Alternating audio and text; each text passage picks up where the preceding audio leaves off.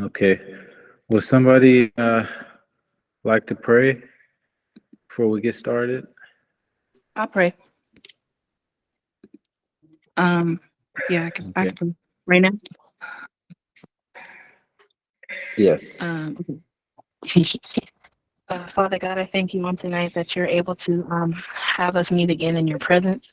I ask that today, as you are releasing your knowledge upon releasing your knowledge upon us, Father God, that we dive deeper into your word. El Shaddai, I thank you for your goodness and your mercies that have followed us thus far and that will continue to follow us.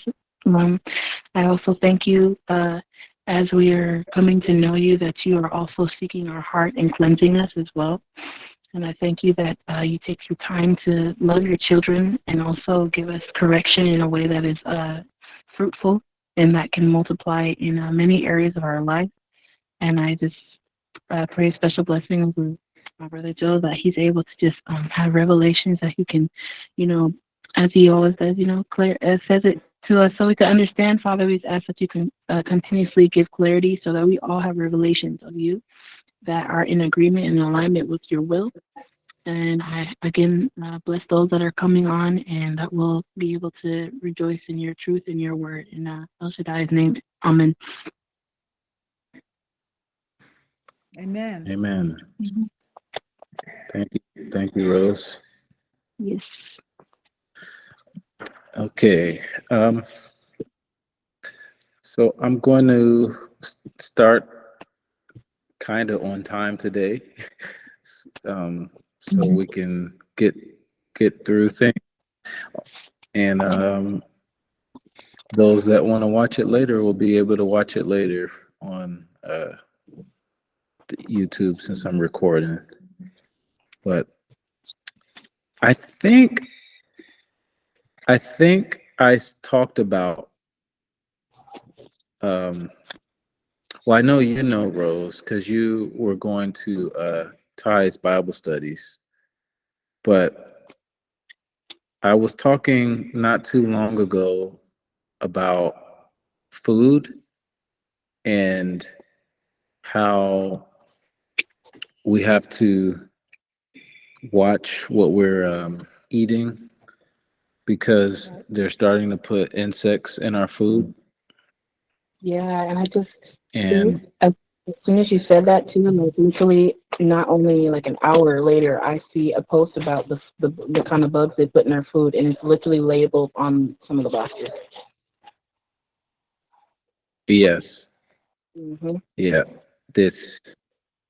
So I was talking about that about a month ago, and then Ty decided to do a Bible study on food, so we got to discuss that a little bit. But I just saw an article right here. Um, Actually, I saw this YouTube video first. It says 1,000 schools in Australia are now serving bugs to kids. You will own nothing and will be happy. This is one of the slogans from the World Economic Forum. Uh, I forget his first name. Oh, it's Charles. Charles. I think it's. I forget. I don't want to say last name because I don't want to say it wrong. But the guy who's over the World Economic Forum. This is a statement that he makes in his book, and he reiterates a lot. And you hear this if anyone who's paying attention to anything that comes out of the World Economic Forum, you hear this a lot. You will own nothing and will be happy. So one of the first places I learned about the globalists um, wanting to put bugs in our food. I learned about that from the World Economic Forum, and this is new. This is from uh, the 14th of September, but I just learned about it yesterday. So basically, what they're doing is they're giving the kids crickets, certain kinds of worms. I think those are mealworms in the form of chips. So this article is just talking about uh, some of the experience that they've had from interviewing people about this. Like the first paragraph, it says a teacher from one of the 1,000 Australian schools feeding kids chips made out of powdered crickets asks, "Do crickets taste good?" The students nod, and the teacher adds, "Yeah, let's eat some more crickets." So, and then you see also in this article, it says bugs are on the menu again. And it says, why does the World Economic Forum have such a weird obsession with making our kids eat them? So I'm not going to read all of this, but basically the reason that they give behind all of this is climate change. So because they say there's climate change, we need to start eating bugs because the cows, the pigs, all the regular type animals that Yah allows us to eat, because all those things produce too much uh, methane or nitrogen gas, they want us to start eating bugs. So, but this is just to Crazy. reiterate what I was saying a long time ago. And the fact that they're doing this in Australia, which is Western nation, it means that it's not too far from being here, or maybe it's already happening here. So just something to be on the lookout for. They're This has putting been bugs in the occurring. food, Well, this has been huh? occurring. The eating of insects and worms. That has been something that's occurred for years in Africa.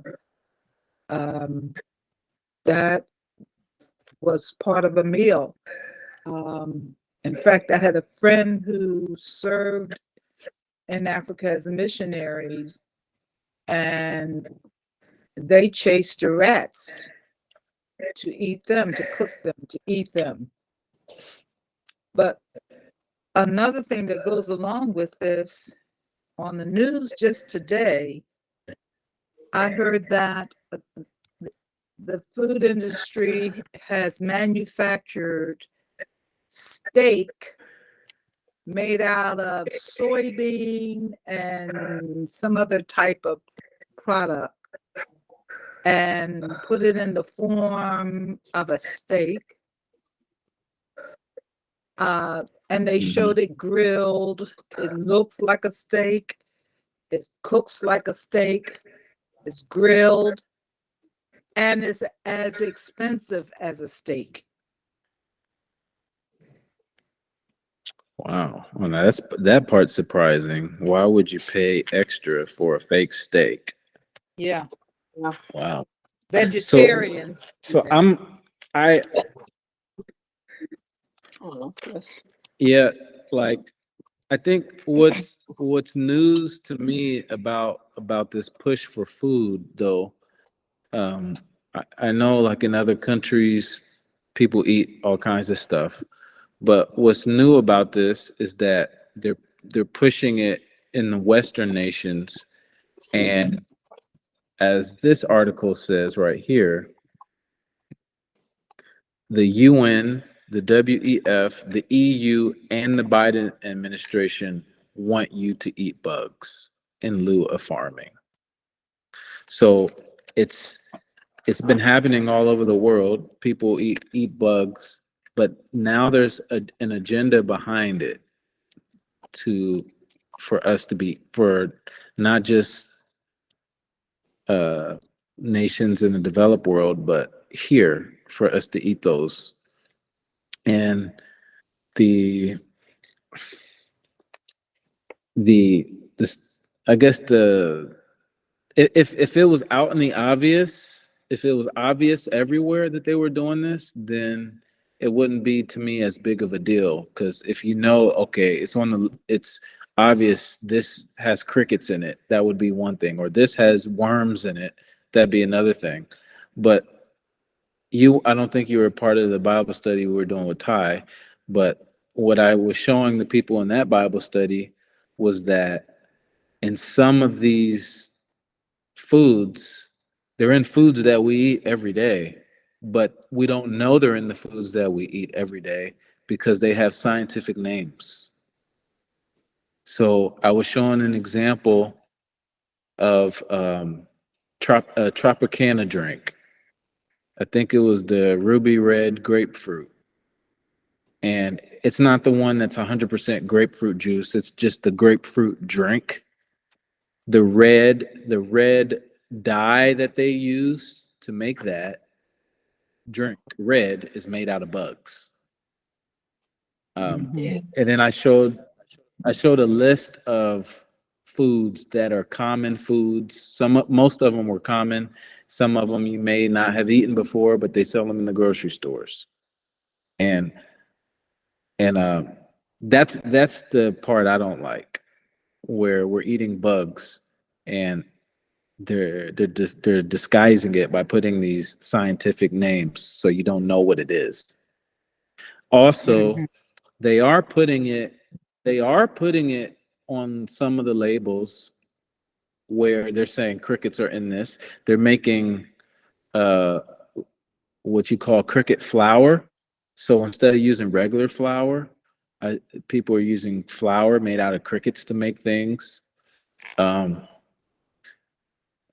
some of the snacks that you're making, like that article we were just looking at, it was talking about chips that they're feeding to the kids, and those are made out of bugs as well.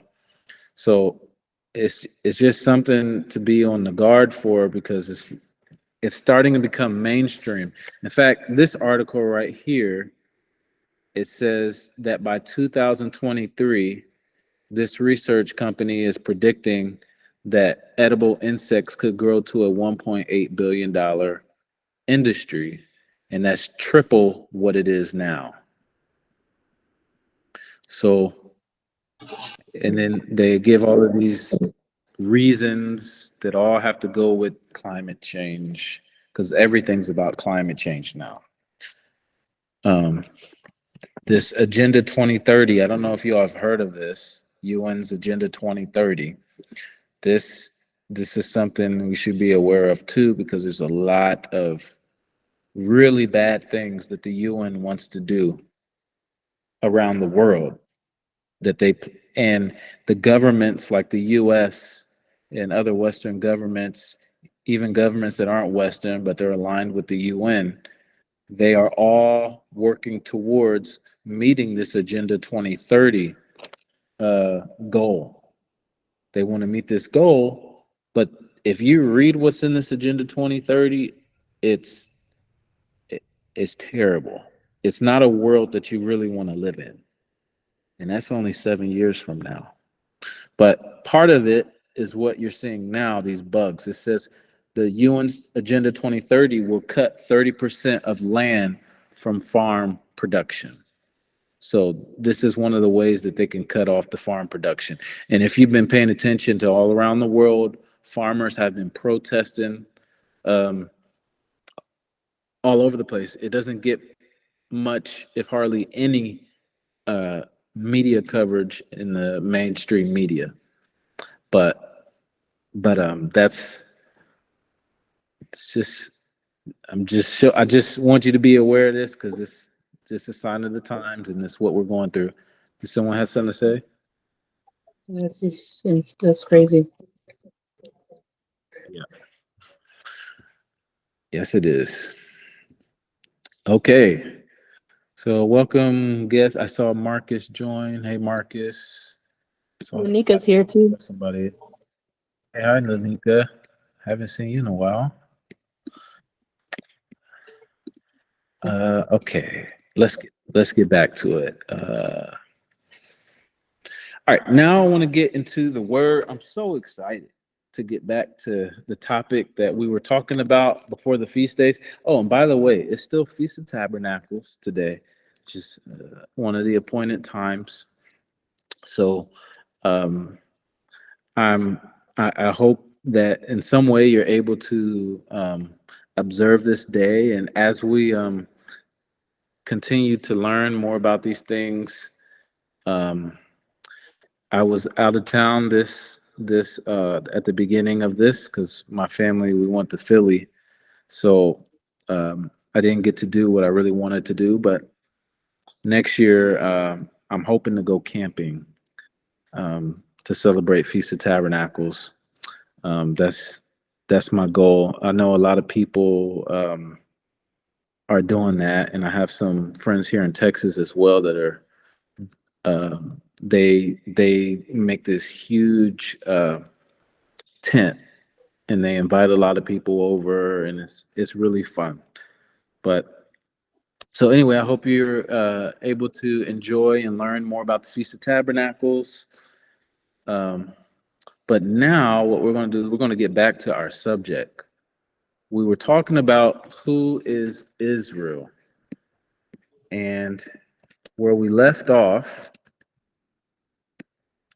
we were let me see if my presentation will come up. We were talking about the first few videos we did. We were showing how a lot of what we have been taught in terms of who is Israel. A lot of things, a lot of things we haven't been taught at all. When we look in the scriptures and we look in the history books and we look at maps, we're able to see that the ancient Israelites actually are us. So what I want to do is I want to go through a few different slides, and then we're going to get back into the scriptures. Also, because this is the Feast of Tabernacles, where I can, I'm going to tie in how the Feast of Tabernacles is tied into this subject of who is Israel.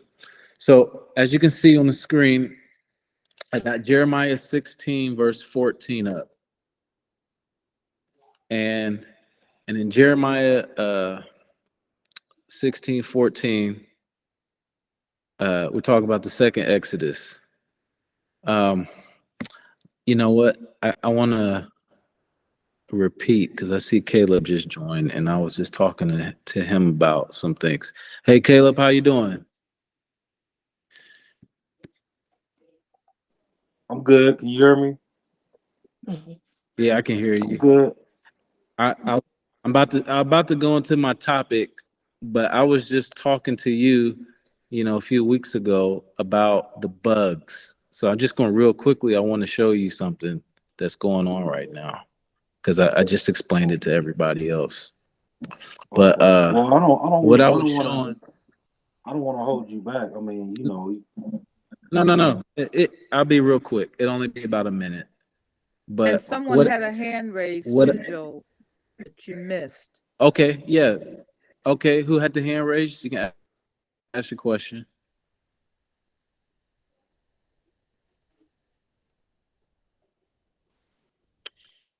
Who was that? I'm not sure. I can't see. Was it Okay. Nika? Nico there, Lanika. Nika? I don't know. Is your speaker working, girl? You might have to unmute yourself. Okay, I can hear you now. Okay, cool. Because I couldn't hear. Sorry. You're good. Did you have a question, or you did it by accident? Oh, I guess you did. I was having some technical difficulties. Okay, no problem. Okay. So I'll just explain it real quickly. I was watching this video right here, and they were talking about, I just saw this today actually. And a few weeks back, we were talking about how they're putting bugs in our food. And we don't even realize it because some of the names that are in the ingredients. So I started looking out for some of these names so that I can be aware, my family can be more aware. And I think I sent my notes to the people that were on that Bible study. But if anyone else is interested, I can send those out too. I just resend it. But basically, as you can see here, this is talking about what they're doing in Australia. There's 1,000 schools. That's a lot of schools that they're now serving these bugs. And just to verify that, I went to this article here, and they're saying the same thing. They're serving them crickets and worms, and they're basically using these ingredients, and they're making snacks out of them and other types of food. And some of the examples that I was given was the one that I can remember right now, off the top of my head, is the Tropicana grapefruit drink.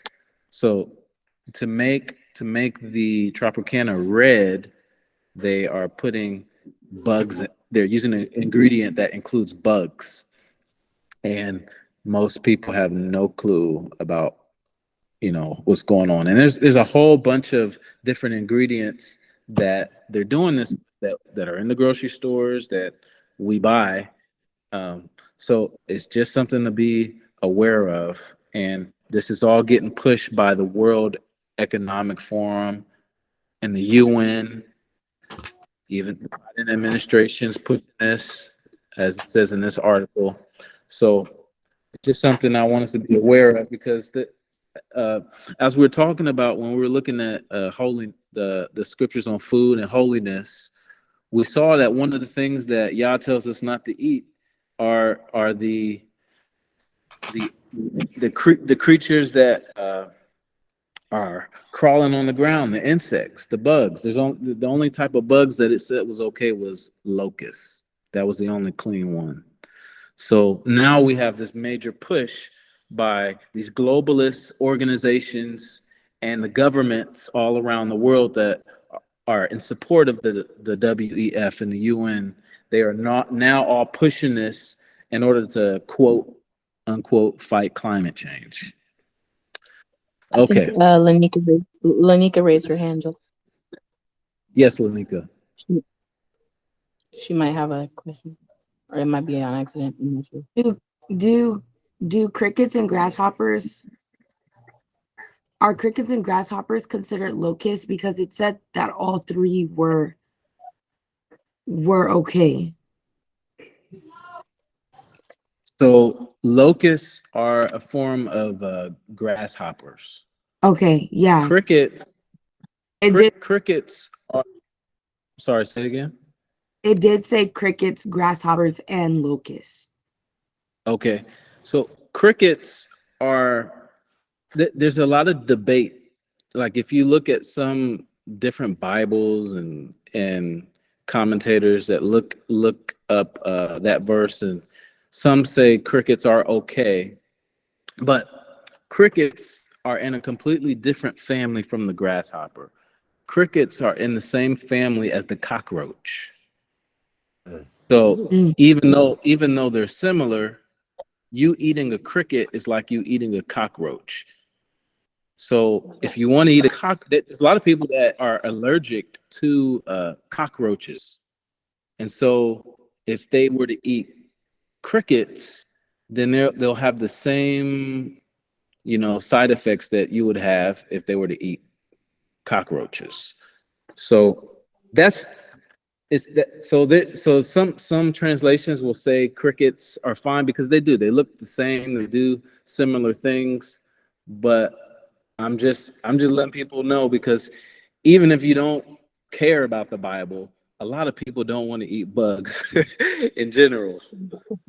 I don't want to eat locusts. I don't want to eat, even though that's clean. You know what I mean? Do you think we could just look it up in the Bible now? We can look it up, but the English words don't matter. What matters is what's in the Hebrew. So yeah, we can look it up though. I have the Torah on my phone, and it Okay. has the Hebrew. It has the direct Hebrew translation. Like I can see the Hebrew writing. It shows the Hebrew writing, and it shows the direct translation in the Torah. Yeah. Yeah, I'm gonna do the same thing. I'm gonna show it on the screen. For everybody to see, yeah, because I don't have my I only have my physical book, so Yeah, yeah. I think it's Leviticus 23. Well, no, not 23. Do you have the verse up, Lanika? Lenika. Not. Lenika, do you know the verse that you're looking at for that?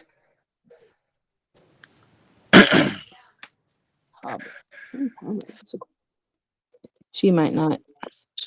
What Okay. Yeah.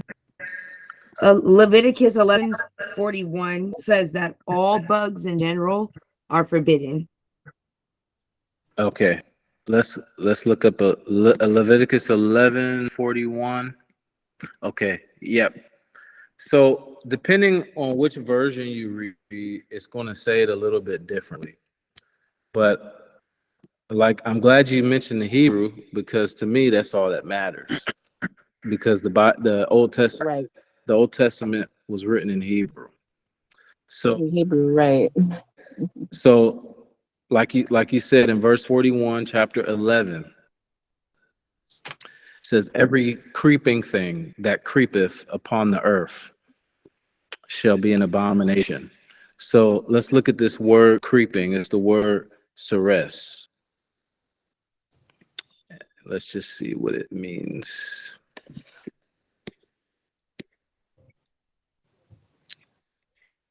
So swarmers, swarming things.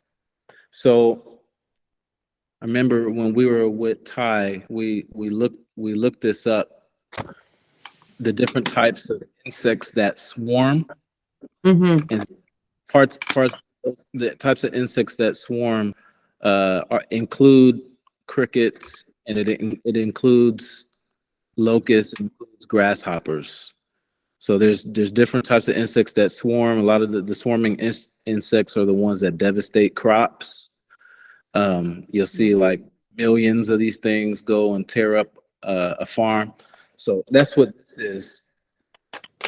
The reason that we don't include locusts, even though locust is a swarming insect, is because the scriptures mention that locusts are clean.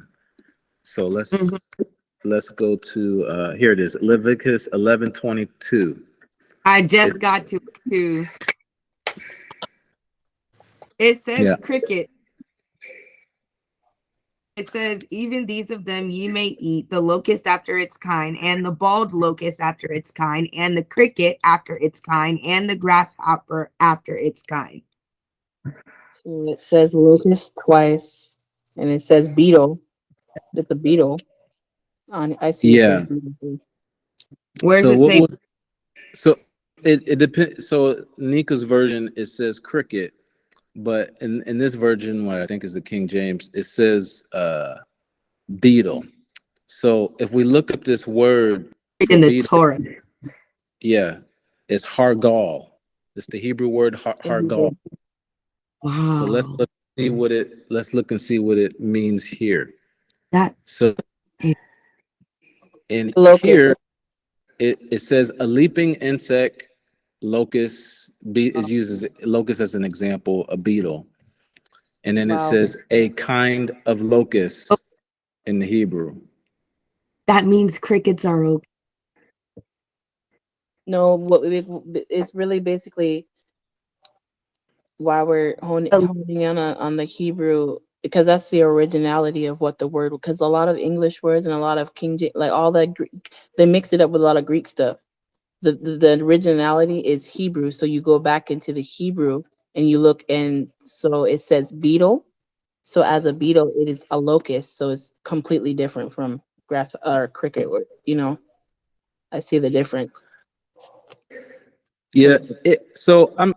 I'm not saying that it's wrong that the cricket is a part of it, but what I'm referring to is that this word in the Hebrew is Right. debated about what it means, Right.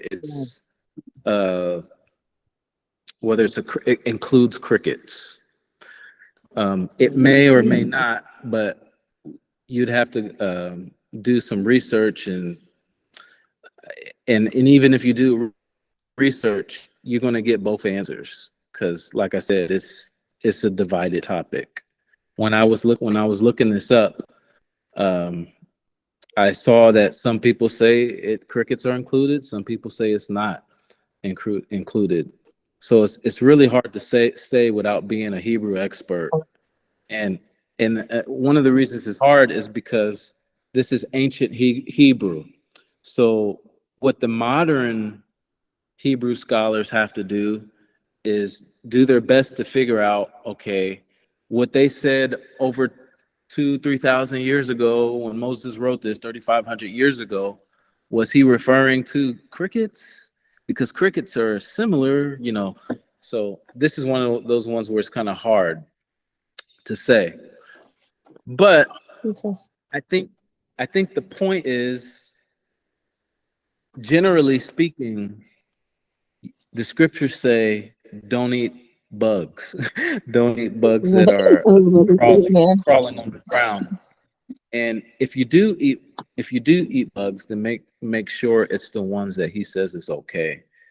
But I'm just pointing this out because a lot of people are eating these things and they have no idea. And a lot of people have no idea of the agenda that's behind us eating these bugs. It's to make and us defiled, right? yeah, yeah. Mm-hmm. So, but now I'm gonna get back to the topic. But thanks for the question, because I'm glad you asked that, Nika, because I like going into the Hebrew. I don't like just looking at the English because that is And a confusing. Greek. Yeah. Mm-hmm. But now we're talking about the second Exodus. So it shall no more be said, the Lord liveth that brought up the children of Israel out of the land of Egypt. So in Jeremiah chapter 16, Jeremiah is saying there's going to come a time where people are no longer going to bring up the exodus of the children of Israel out of Egypt. That's no longer going to be talked about. So let's go to Jeremiah chapter 16, and we're going to look at a few more verses. It says, but the Lord liveth that brought up the children of Israel from the land of the north and from all the lands whither he had driven them. And I will bring them again into their land that I gave unto their fathers. So this is referring of a second Exodus that has not happened. And this is one of the reasons why I believe it's so important that we know who we are. Because Yah is letting us know it's going to happen again. Just like the children of Israel went out of Egypt the first time. They're going to come again. But this time it's not going to just be out of Egypt. It's going to be, as verse 15 says, from all the lands whither he had driven them. And I will bring them again into their land that I gave unto their fathers. So he's going to bring us in again. Verse 16 says, behold, I will send for many fishers, saith Yah, and they shall fish them. If you remember, when Christ came and he had his disciples, what was one of the titles he gave to the disciples? What did he call them? The fisher of all men. Fishers of men. Yeah. That's right. Mm-hmm. Fishers of men. That fishers of men is coming out of this concept that we're reading here in verse 16. So he's saying, Yah is saying, I will send for fishers. I'm going to send fishers and they shall fish them. So Christ, when he's getting his disciples, he's looking for people that are going to help him fish out the lost sheep of the tribe of the house of Israel. Mm. He's looking for people that are going to get those people that don't know who they are, or maybe they've turned away from Yah. They're living amongst the nations. And so he's telling the disciples, remember, there's 12 disciples. Those 12 disciples represent the 12 tribes of Israel. It's like there's one disciple for every tribe. And their mission, their goal is to get as many people that are the lost sheep out of the house of Israel, find them and bring them back in.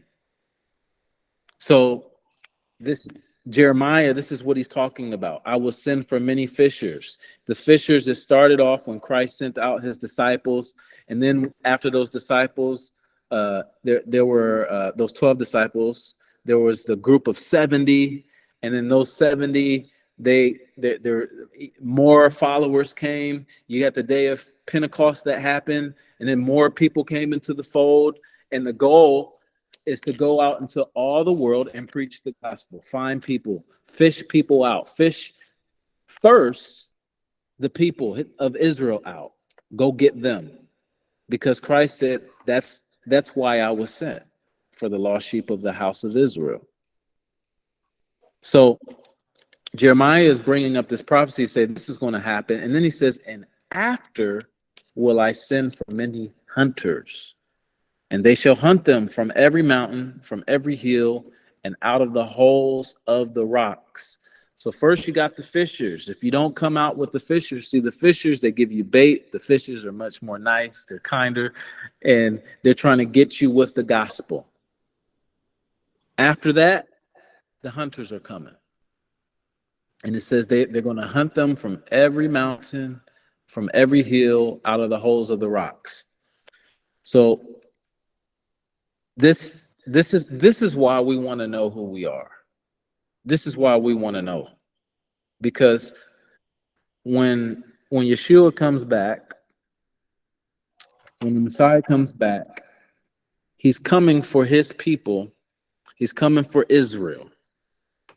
And not only is he coming for he's not just coming for believers, but he's coming to get the whole house of Israel. But before that happens, remember today's Feast of Tabernacles.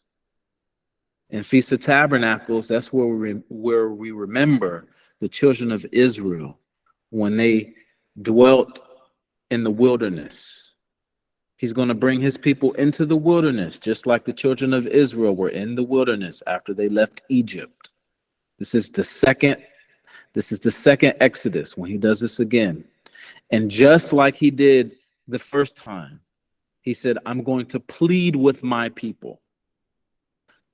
Maybe I should go to some of these verses, because some people may not have heard this before. So let's There's a lot of new people too. Yeah. This is a concept that you don't hear too often, but it's all over the Bible.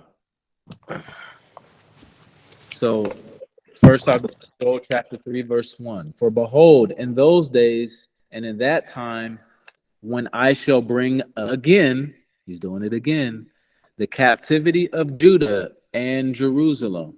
So those that are held captive.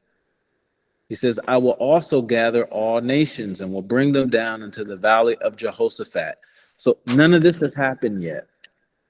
None of this has happened. The book of Joel is all talking about the day of the Lord and what happens leading up to the day of the Lord. That's when the Messiah returns and he becomes judge, set up his kingdom. He says, I'm going to bring again the captivity of Judah, those that are held captive, and Jerusalem. Then he says, I will also gather all nations and bring them down into the valley of Jehoshaphat, and will plead with them there for my people and for my heritage Israel, whom they have scattered among the nations and parted my land. See, the issue that that the Most High is going to have with all of these nations is the fact that they've scattered his people among the nations, and they've divided his land. Since they divided the land of Israel, which is his land, it says they've cast lots for my people and have given a boy for a harlot and sold a girl for wine. So basically, they took his people, they made them slaves, they oppressed them, they like it says, sold a girl for wine. They used his people as they pleased, that they might drink, is what it says, for their own pleasure. For their own pleasure, they did whatever they wanted to do to the children of Israel. So, but in verse 1, even though all these things have happened to Yah's people, he's going to regather them again. This is, I'm gonna go to one more verse where we can see this. Hey, Joe, wait. Yes, sir. Is it safe to say that those who are called Israel aren't really Israel? Those who seem to be Israel aren't really Israel? Since, I mean, I know about the Holocaust, you know, and I know that was a treacherous time for those people, particular group of people.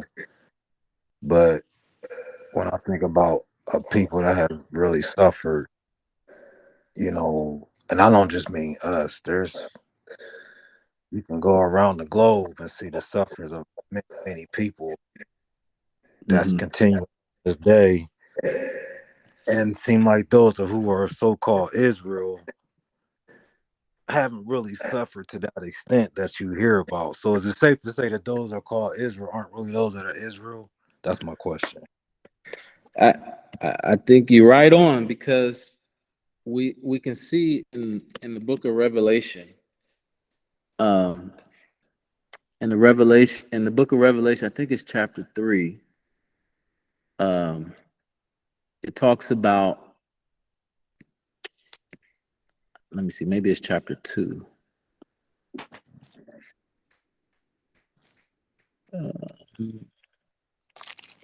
In chapter, let me find it real quick. Yes, so Revelation chapter 2, verse 8. This is talking about the 7 churches. And what it says is, and unto the angel of the church in Smyrna write, these things saith the first and the last, which was dead and is alive. I know thy works and tribulation and poverty, but thou art rich. And I know thy blasphemy of them which say they are Jews and are not, but are the synagogue of Satan. Right.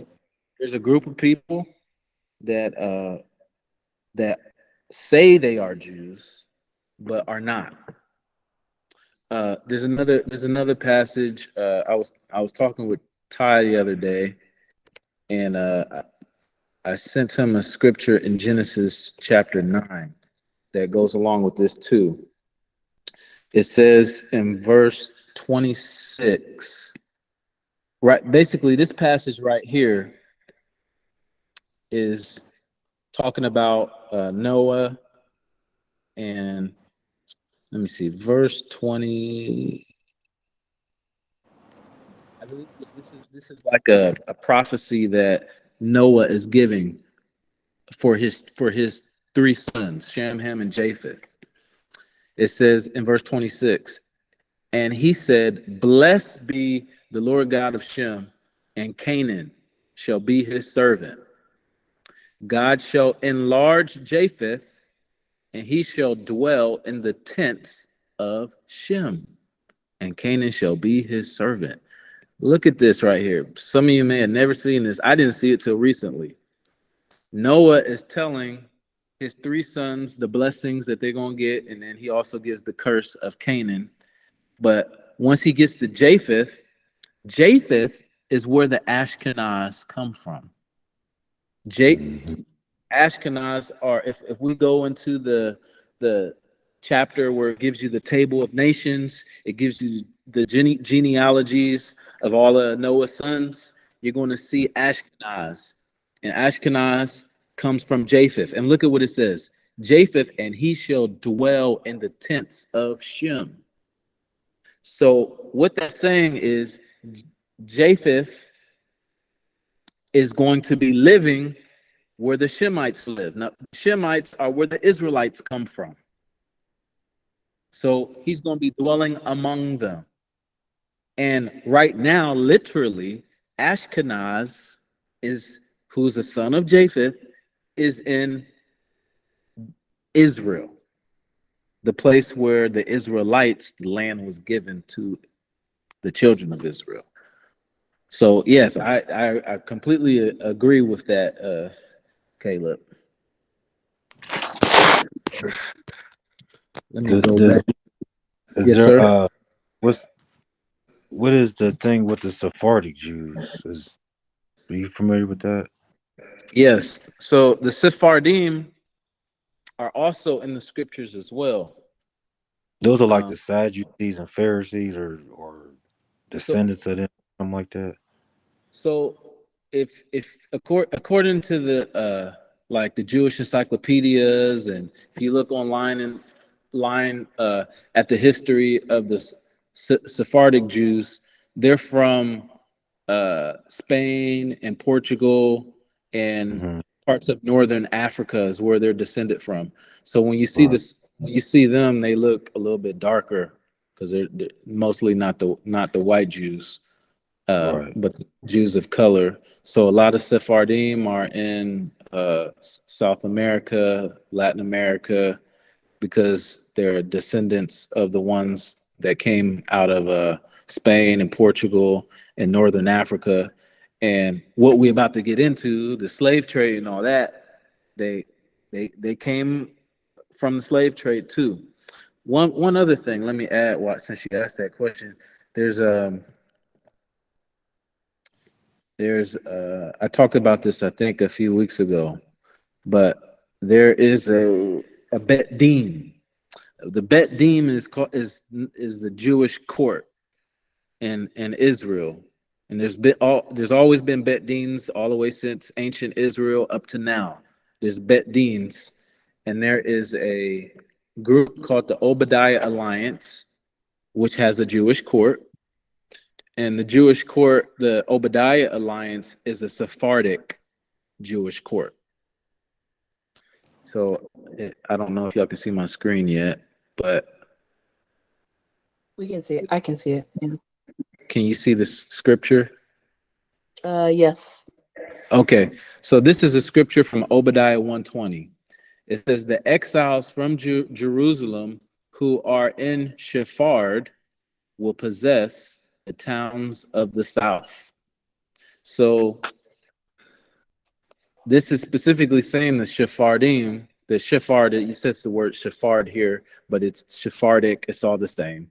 They will live in the areas in southern Israel.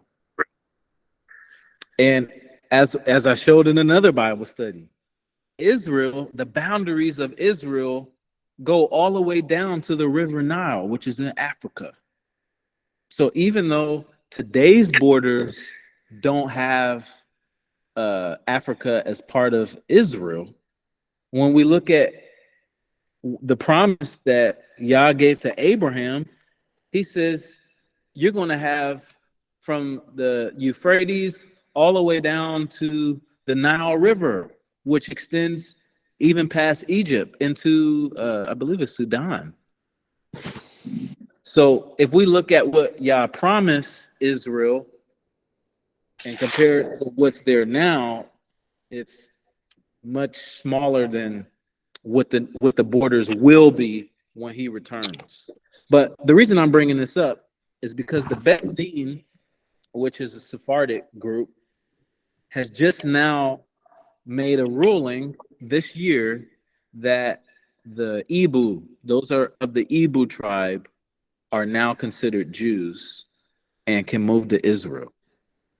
So the Ibu are a tribe that is primarily located in Nigeria.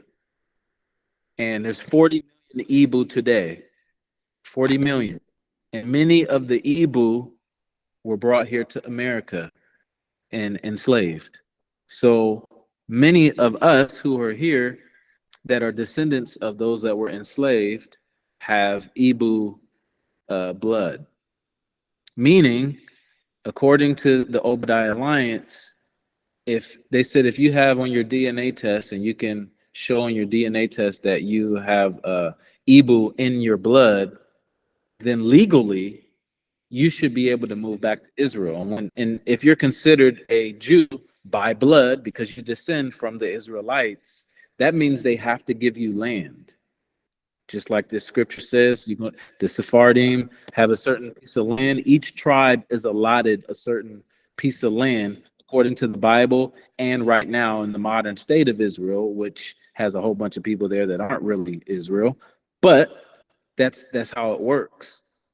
Until Christ comes back, until his people come into the land and retake that land. Right now, the state of Israel has to allow you to enter, but they're allowing the Ibu, which have made claims to be descendants of Israel for a long time. Yes, I see two questions. Yeah, you have my mom. Well, Nika had her hand up before I did. Okay. Yes, Nika. You did not have to do that, Miss Carolyn. Oh, that's fine. Thank you so much. Shoot, that's what I was gonna say. What book is this that we're reading from? I've never heard of the book of Obadiah. Oh, Obadiah is in the Old Testament. Let me show you where it's at. Obadiah is right after, so you got the book of Joel, the book of Amos, and then Obadiah. And Obadiah it's spelled differently. That's an organization. It's the Bedim, right? She's thinking like playing that site. Yeah, it is. It's no, she's right. It's spelled differently, depending on like who's the one that's saying the word and where they're from. They'll spell it differently, but that's like as far as the information that you're getting it's actually different. I still don't see it in the Bible. All right, what kind of Bible? What kind of Bible? Never mind. Found it, girl. She's so cute. Sorry. Yeah. Okay, good. See, Obadiah is a good book that we're going to go over because Obadiah talks about Edom, and Edom. Oh man, there's a lot of prophecy about Edom we've already talked about some of it, but we haven't gone through this book. It's only one chapter, so it's short. But yeah, so basically that's where they're getting this scripture from. And this is the certification of Jewish status that they are allowed to give. And if you get this Jewish status, you should be able to move to Israel with no problems. But sometimes people that look like us have issues. So even though legally, they're allowed to do that, it doesn't mean you won't run into any problems. But this is the legal certificate that you need. So I'm just bringing that up because he brought up the Sephardic, and that's really interesting thing that happened because they have been saying that they are descendants of Israel for a long time. So I'm glad they finally now getting the recognition. But let's go back to our slide. Okay, my question. Oh yeah, that's right. Go ahead. My question. Okay, so Jacob had his 12 sons, and we know from the 12 sons that Israel was established. Now, God told Israel not to intermingle in marriage. Yes. However, all through their history, that is what has occurred. Yes. When the Israelites went into exile it was that was after King Solomon and King Solomon's son.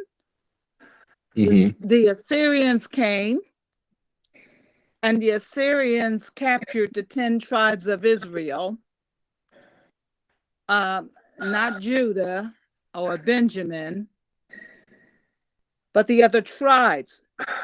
And when the Assyrians captured them, the Assyrians dispersed them throughout the world.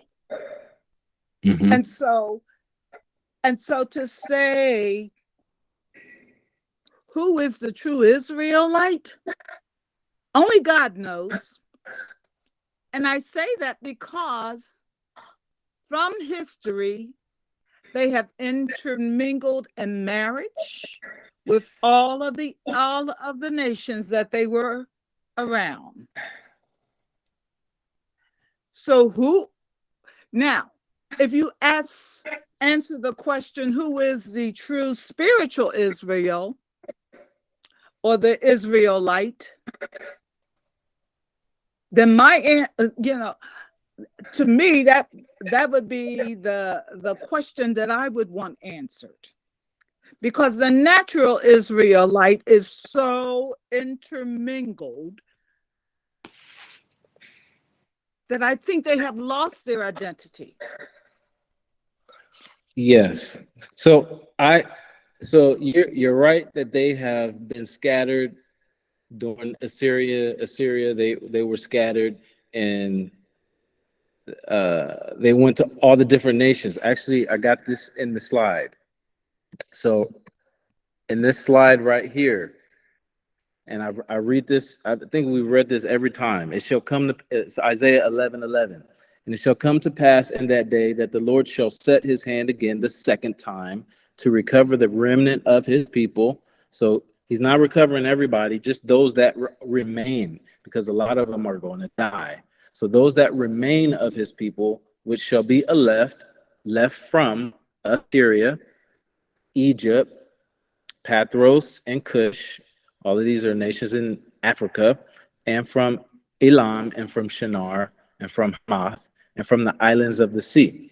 So, as you said, Israel was scattered all over the world. That's what the Bible says, for the four corners of the earth. Why I believe it is important for us to understand who are the natural born descendants of Israel as well as spiritual Israel is because God says he's coming back for Israel. He's coming back, and Israel, I'm talking about blood Israel, is going to be going to the wilderness. Blood Israel is going to the wilderness, along with those that cleave to the covenants and cleave to Israel, those that have been grafted in. And although, I mean, we know that there's Israelites of all different colors and shades and all that. Just look at Solomon alone. Solomon had over 700 wives and 300 concubines. And all of these women are of different nations, different tribes. So all of his seed is everywhere. It's all over the place. And you're right that Yah is the only one that can say, okay, you can't tell just by looking at somebody. You can't tell just by looking at somebody if like they might be fair complexion, but still may have, come from one of the 12 tribes of Israel, one of the 12 sons. What this Bible study, though, is focusing on is those that were enslaved and that came here to Africa. Hold on one second. Because we have been taught differently. We have been taught that we are not part of Israel. We have been shown images and pictures of only one type of person who's primarily white. We have been fed lies that Like as Caleb said earlier, are those that are in Israel Israel? That's the question. You can convert. You can convert, do a conversion, and become a part of Israel if you join to the covenant. But there's a group of people in Israel right now called the Ashkenaz, which are from Japheth, which is not part of Shem. So for them to say that they descend from the ancient Israelites, that is a lie. And you only have to look at a few verses in the scripture to see that. They themselves call themselves Ashkenaz. Ashkenazi is what they say, Ashkenaz. Yet they are from. So because of all of these lies that have been coming out, and the fact that there is access to much more information than there was in the past, and the fact that the Bible ties all of this thing together, we want to look at it. We want to look at it and see, what does the Bible say? What do the history books say?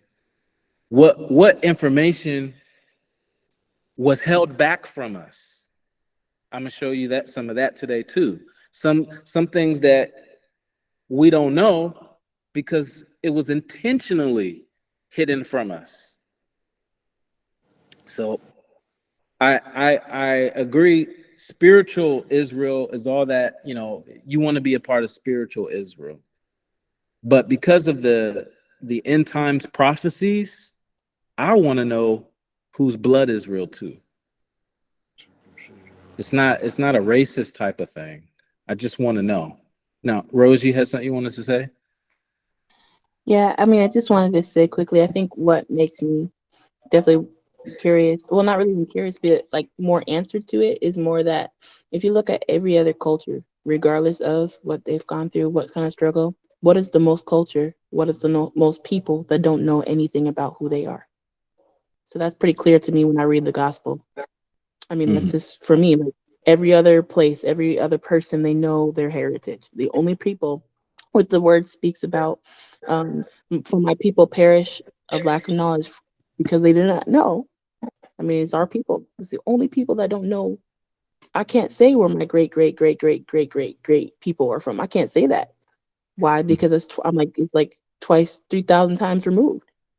You know what I'm Yeah. saying? So I mean, it's pretty clear forward to me. That's really what answers a lot to the whole Israelite, all that other stuff. But I mean, that, like you said, that's why we're in Bible study to learn that. But yeah, I mean, that's what I feel. You know.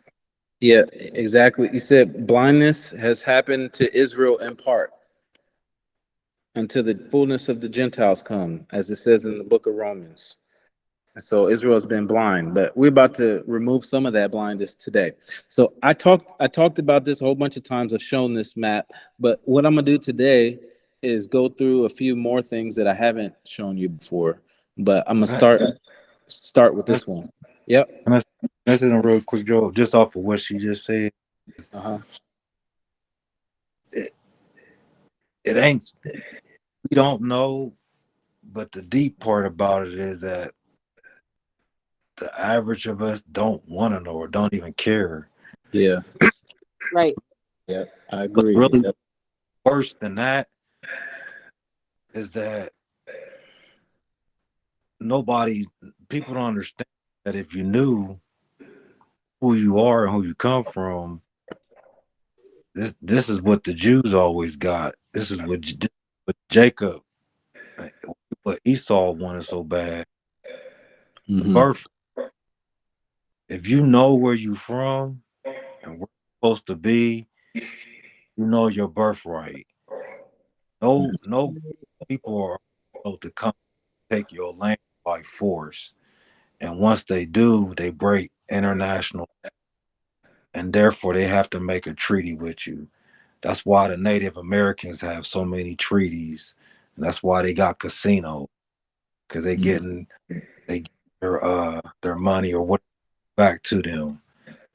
But the treaty form, that treaty is the strongest law that lives around. Nothing can break that treaty. That's what I wanted to stress is that Not only don't we don't know, but nobody does even cares to know. And if they just knew the benefits of it, it's your birthright. Your Yes. birthright land. Come on now, Yeah, yeah. So that's it. that's struggle for. And now we just giving it away. Don't even care about it. That's right. That Like it being you hit it right on the head. I was thinking that today. I was thinking like, man, should I even do Bible study today? Because so many people just don't care. I that's what I when I was getting up this morning and I was doing my school with my boys, I was like, man, people just don't care. Like I can share stuff and it's like it don't even matter. And I'm like, if you only knew what you was missing out on, like Yeah. if you only knew, right. Man, but that's powerful. as Romans says though 11, we're blinded in part until the fullness of the Gentiles come in. So we that blindness is there, and until that blindness gets removed, many people are just gonna settle for what they know. But Yeah, because you gonna we just resembling like a Gentile if you yeah, dumb, deaf, and blind. You yeah, supposed to be wiser and walking around as a light. But if you dumb, deaf, and blind, you walking around like them. You resembling them, ain't you? You ain't standing out. yep, Right.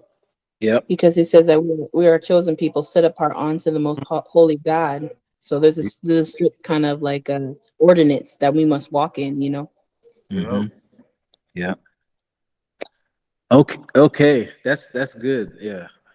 Well, I'm gonna show this map, but today, what I'm gonna do differently today is I'm gonna show you a couple books that go along with this.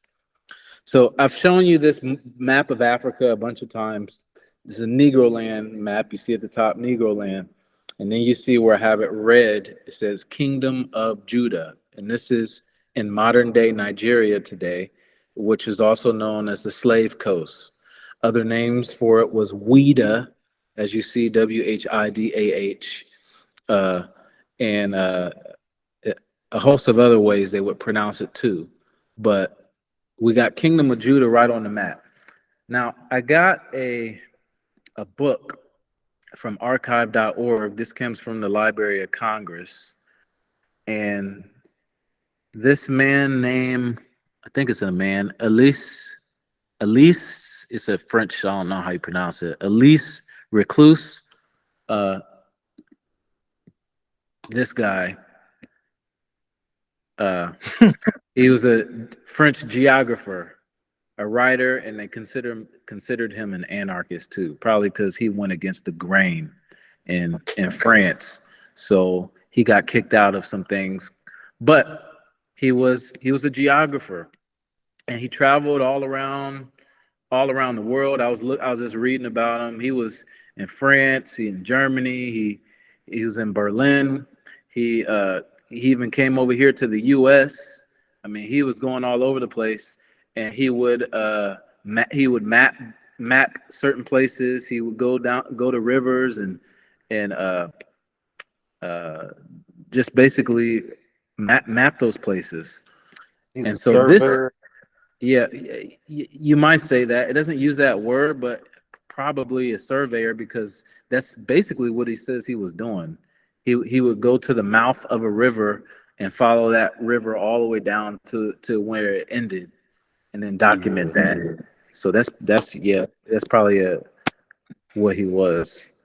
But anyways, this is the guy that wrote this book. It's called "The Earth and Its Inhabitants, Africa," and this was published in 1888.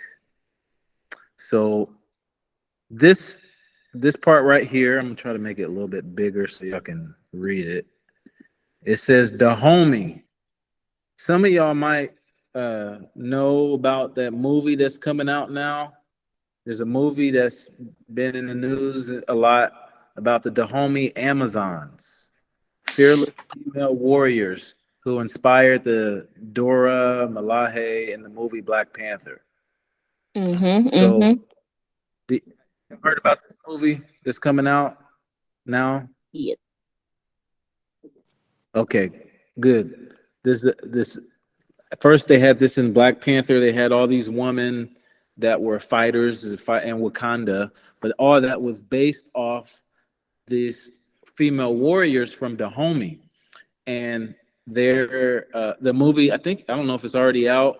I think it is already out, and there's been a lot of controversy about it because they're saying that it's not historically accurate what happened, but it is true. There was a group of fierce woman The the Woman that King. did a lot of conquering. Yeah, Yeah. they were That's the fearless and they would had a lot of victories. But a lot of the things I'm hearing that are in the movie, it shows like they helped the the slave traders. It says that they fought against them, but actually in real life, they helped the slave traders. So since they helped the slave traders, that means this movie is completely inaccurate. But you know, movies are just about entertainment and making money. So you can't always expect them to be accurate. But just to let y'all know, so this is what we're basically reading about this kingdom right now. This guy, this Elise guy, this geographer. So he wrote about Dahomey. He writes east of Great, I think it's Papo, begins the Dahomey territory, guarded by the important town of Gliluke, known to the Europeans by the various names of Fida, Hida, Wida, Wida. So this is the area we're just looking at. See, the Europeans, like every nation, every European nation had a different name for Wida. Fida, Hivida, Wida, Wida. The old writers called it Judah, and its inhabitants were said to be Jews. While the neighboring river, Allah, whose real name is Esra, became the Euphrates. So it says during the flourishing days of the slave trade, from 16 to 18,000 were annually transported from Ajuda. See, it's another name, as the Portuguese called this place, which at that time had a population of 35,000. Look at that. 16 to 18,000 every year were transported from Judah, the kingdom of Judah or Weda. And then it says at that time had a population of 35,000. It says the tutelar deity of Weda is the snake. And if you could go to that region right now, you would see in many of the different tribes, you would see the snake. And because there's this snake god, that's what it means when it says the tutelar deity. I might be pronouncing that wrong, but what it means is they worship the snake as a god, and you'll see these snakes all over the place. A lot of people think that for this reason, those places where you see these snakes, that group of people were the tribe of Dan, because the tribe of Dan was associated with snakes, but this group of people was more than just the tribe of Dan.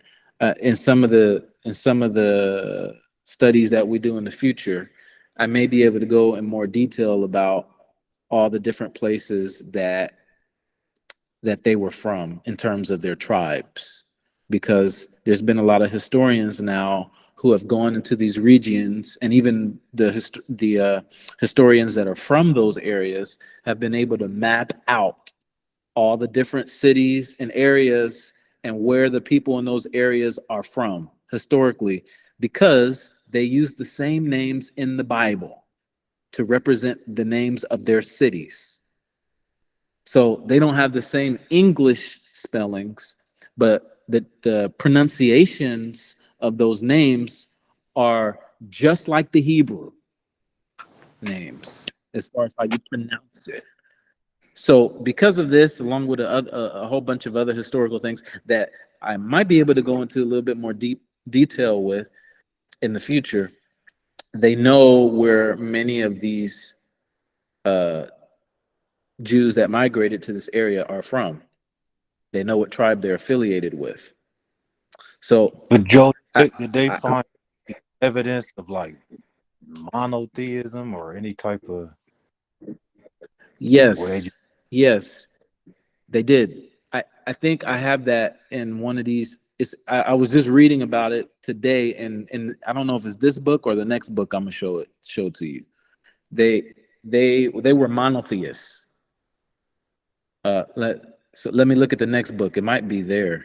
Uh, okay, this is another book, really old book. It says from 1893 is when it was published by Sir Francis or Sir Richard Francis Burton, and he's kind of like the last guy, a geographer. You can look him up real easy. Just type him in Google, he'll come up.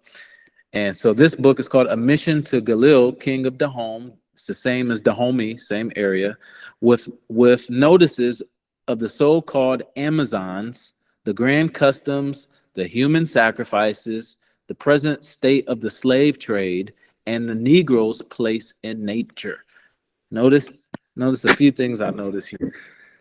We see the Amazons, we, similar to what those women were called in that movie we're just looking at that it just came out with, human sacrifices.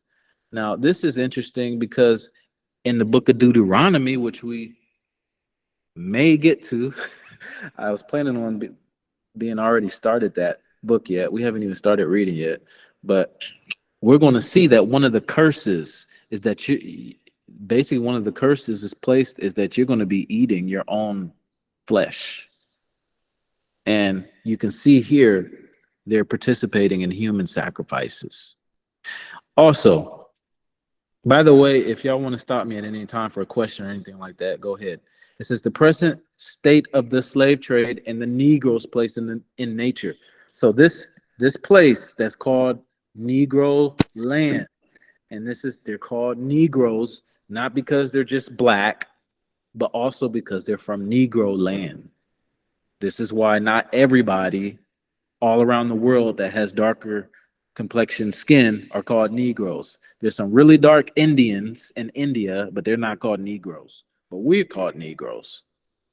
There's certain groups of people. Like for example, if you go to the Philippines, there's a group. Actually, I think it's by Ty and G. Actually, I think it's the same area. It's called Negrita. They they descend from the area where the Negroes are from. I was just looking at that the other day. What were you saying, Caleb? just the fact trying to bring something together, but I don't know if people realize that okay, Africa has its boundaries, but people don't realize it wasn't being started called the Middle East until I don't know 1800 or something. Yep. At one point in time, Israel and some of the other around Palestine and Canaan and was also around there, Syria. Like Yep. all of that was Africa at one point in time. Yes. It wasn't no Middle East. That was all Africa. So if I was in Israel and I was a Jew and I migrated to Africa, I was still in the same continent. Yep. It wasn't until the Europeans' colonization that's when they changed the names. That's true. That's true. I was just reading one of these books, older books, that explained where this whole Middle Eastern concept came from. It's just like you said, it's a new term given, and it was used to refer to in India and their trading. Because when you look at the Middle East doesn't even make sense. Where's the Middle West? Where's the Middle Can I South? say something too when you get a second? North? Yeah, go Not ahead. Ty coming screaming. So, So, you were talking about the Philippines. Oh, my bad. Were you saying something? well, let me finish that thought, and then you can talk about the Philippines. So I was just piggybacking on what Caleb said. There should be a middle, north, west, south, east. If you got a middle east, but it's only middle east. Man, I was just explaining this to someone, and it escapes me because I wasn't planning on talking about it. But this had something to do with it with India, and they did consider the nations west of Israel. I don't even want to talk about it because I don't want to get it wrong. East India Trading Company. Yeah, it was for the trading, yes, with India, and Talk so about how big that was from the Europeans, from Britain. That was a huge conglomeration. yes, that Huge. yes, very huge. When you talk about reparations, we need to talk to them too because they made they did a lot of slaves came, uh, or a lot of people were made slaves because of that company. Not only that, we talk about the transatlantic slave trade, but there was also a slave trade that happened in East Africa, and those people were taken to India, were taken to Asian countries, and that slave trade was just as large as the transatlantic slave trade. The only difference is that the slave Atlantic uh, transatlantic slave trade happened over a lesser time period. That slave trade happened over a much longer time period, but it was just as many slaves that came out of, and we know in East Africa there's people that descended from Israel in East Africa, like the Limda tribe, that are in Zimbabwe and also in South Africa and many other places where they've migrated as well. But what were you saying, Ty?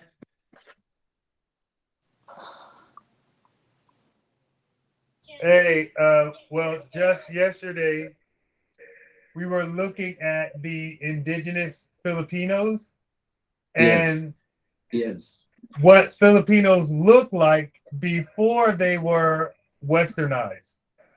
They look great black. Yeah.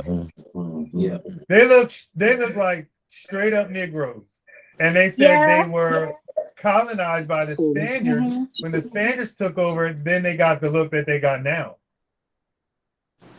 We're the shorter kind. So I was going to show that Friday. I didn't know you were talking about it today. Oh, I want to chime in on that. So, Well, Rhea was about to say something. What were you saying, Rhea? Yeah, I saw that. I saw those indigenous Filipinos before we were colonized and intermarried with other countries such as Indonesia and Malaysia. Yeah, we were the shorter Negroes. Yeah. Shorter. So you're we married Negro black too? girls. Yep, we married Negroes, Joe. Straight fool. Black Asian. That's my word for Black Asian. Blasian. Yeah. Oh, okay. But you know what, man? The European, he did that to all the people, and I think that was the biggest trick. And now when you see your own people now, and they so much lighter, you don't hardly believe they're your own people because they didn't infiltrated us so much. They didn't lighten us all up. Yes, and to go to my look at the Native Americans are a prime example. They got pictures of them that was dark as daddy with hair long down to their waist. But now look at when you think of a Native American now, what do you think? You don't picture no dark, like me and you. You look like you think about Eskimo or somebody. I've also met like Native Americans that were, well, they're native. It's not even American, sorry, but that's a nationality. But I've met them that were identically like there's this one lady, her name was a Jasmine American horse, and I thought she was black. When I met her, I kept asking her, "Are you black? Are you black?" She said, "No, I'm full-blooded native." I was just like, that was my first encounter. Like, oh my gosh, you look identical to me. And because she know who she is, she knows she got her birthright. Yeah, she's No, full blooded too. And to go to my mom's point earlier, this is why we don't know who is who, and this is why you can't say to somebody necessarily, generally speaking, that you're not Israel, that you're not a descendant of the Israelites because of all the mixtures and all the colors. But Yah knows who is his. He knows the originals. But this mixing, we got all these different colors now, which really doesn't matter. I think it's really a beautiful thing that we have so many colors in Israel, whether it's by blood or by those that are grafted in, the Gentiles that are grafted in.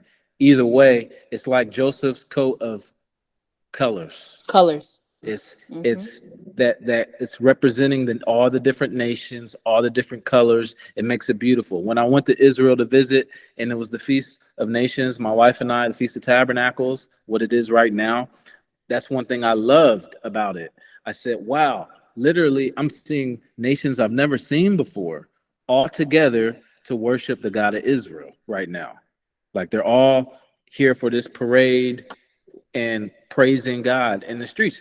And I said, this is beautiful.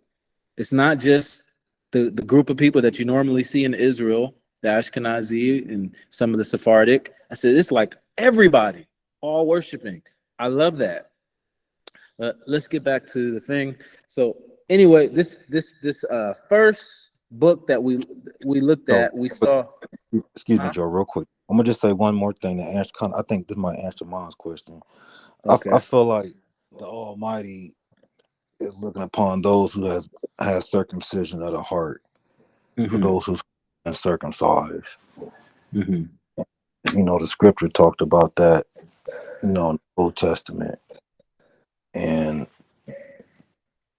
you know, I can leave it at that. I don't know if people know that concept. You might be a little better not. Nope. I think No, we mentioned that's that. exactly right. We mentioned that in some Bible studies like a while ago. It was that you know, that Yeshua was that all men could come to know the glory of the Father. So, and to do that, he says that no man shall enter the kingdom except through me. So, meaning you have to, in order to even be close to Yeshua, we have to have a upright spirit. So, how much greater to the Father, right? So that's really what it means. Like a circumcised heart it's internally, you know, because we can't be defiled as we touch Yeshua. He couldn't, you know, he was pure and righteous and rightly. That's really what it is. Yeah. Yep. That's good. That's good. So the next book, I already read the title and showed you who it's from. But this one, it's also talking about this area called Ouida. And it says, I'm going to start reading at page 191. It says, the land around it is called Leflif. It's not Leflifan. From the Nago people, whose chief, Kade, was slain by King Gizo, and who were finally settled here. The eye dwells with delight upon the numerous country villages, like the 115 towns of the tribe of Judah, and upon the thin forest of palms rising, whom the tapestry of herbage here waving, there cut short, which combine to make this spot the brightest of paradise of the homie land. This was a pretty eye-opening when I saw this. The place that we were looking at on the map called Judah, called Ouida, it says there were 115 towns of the tribe of Judah. And not only that, this French explorer is saying that it was delightful to look on the places where they lived. It was delightful, and he called this place paradise of the homeland, which is the homie, what we were reading about in the last book. So this, I'm just showing you to show this these examples. These are the European explorers, the European geographers um, that were responsible for writing these words. And what they would do when they would explore these lands and they would find these people and find all the resources in these places, they would take these books back, they would take these maps back to the king. And then the king would decide whether or not to send troops to that land, to send ships to that land, to go get the resources or not, after learning what these people wrote in these older books and these older maps that we're looking at. So this is people that say, no, this stuff isn't true, you guys making this up. These aren't even books written by us. These are books written by the colonizers. So just thought to add that in there. Next map, I'm gonna go to I'm gonna come back to this. This map I've shown before too, but I've zoomed in on it. This is another French map, I believe from the 17 or 1800s. And you see the same area, Dahomey, but this one, it says Judah down here at the bottom. So we see the same thing. So different countries, different nations, different explorers, all calling the place the same thing. This is another map. This map, you see Dahomey down here, but you go further up into Negro land. But this one is made by the Spanish because they call, instead of Negro land, they call it Negrita. Which is actually is the same. I like that name. The I've heard same that name sometimes, that I yeah. saw. Yeah, It's almost like Negrita. this is the same name I saw in the Philippines. I got a book of geography for my boys so that they can look at the different countries. And when I looked at the Philippines, that region, they call it Negrita because the Spanish colonized that area. So it makes sense, this being a Spanish name, Spanish map, they call this area, instead of Negro land, they call it Negrita. So I think it's pretty, you can make a pretty safe assumption that group of black people over there in the Philippines, how they got there, they came from this Negrita area. But we'll keep researching that so we can be for sure. So here I circled this area called Lam Lem, which by the way is Hebrew. So it has the pronunciation of Hebrew words and letters. And actually there's Hebrew all over this map. And as we keep doing this series, I'm gonna keep circling and showing you more stuff. But what it says, it might be hard for you to see it. It says, according to, I believe it says Adrisi, the land hereabout was populated by Jews. So, got another map from a guy from another nation, speaks a different language, saying the same thing. We got Jews in this area. And I also boxed. Hey Joe, right Yes. above there it says Ghana or Kano. Kano. Yes. Is that? I'm glad you said that. I wasn't even thinking about that. Yes. So in these same books that I was reading, actually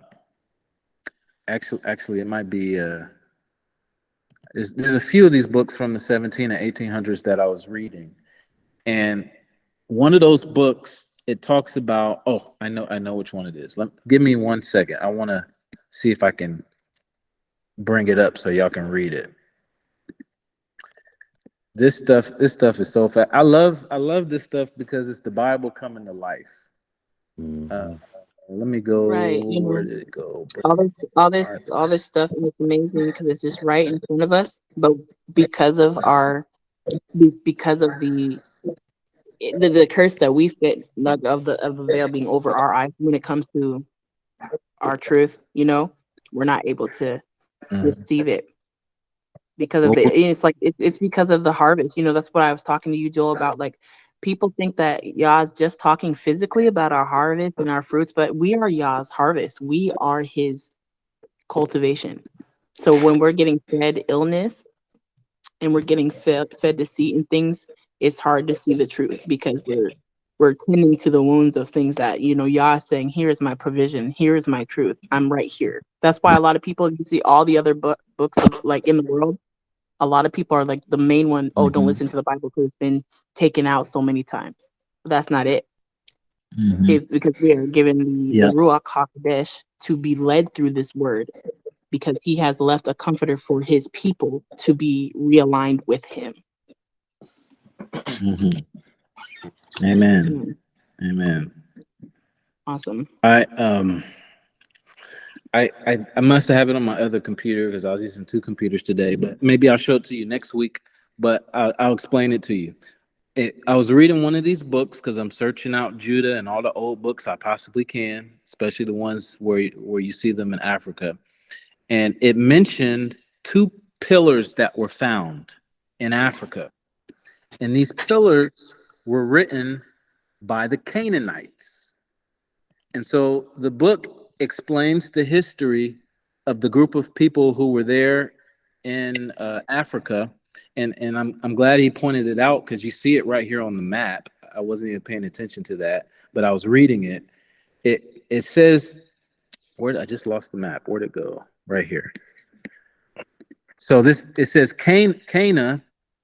When I'm reading the book, it says that these two pillars were erected and they found Hebrew Canaanite writing. It's not Hebrew, but Canaanites, their language is similar to Hebrew.